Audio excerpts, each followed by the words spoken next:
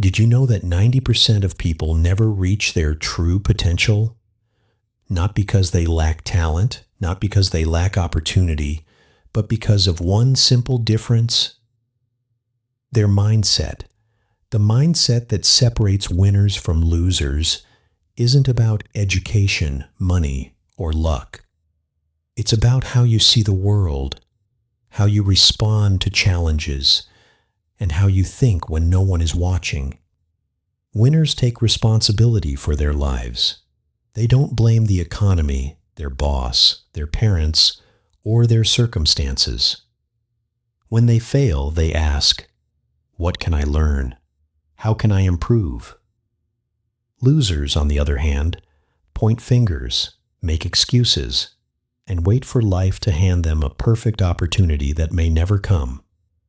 Research shows that people who embrace responsibility are more likely to succeed in business, in relationships, and in life. It's a choice. You can decide today to own your actions, your thoughts, and your outcomes. Winners also have a growth mindset. They see failure not as the end, but as feedback. Every setback is an opportunity to grow stronger, smarter, and more prepared. Thomas Edison failed over 1,000 times before inventing the light bulb. When asked about his failures, he said, "I have not failed. I've just found 10,000 ways that won't work." That's the mindset of a winner. Losers see mistakes as proof that they're not good enough, and they stop trying. Action is another defining trait. Winners don't wait for perfect conditions. They act now, even if the circumstances are far from ideal. They understand that momentum builds results. In fact, studies show that people who take consistent action are up to 70% more likely to achieve their goals than those who wait for the perfect moment. Losers procrastinate, overthink, and let fear control their decisions. Focus is the hidden superpower. Winners know that energy is finite.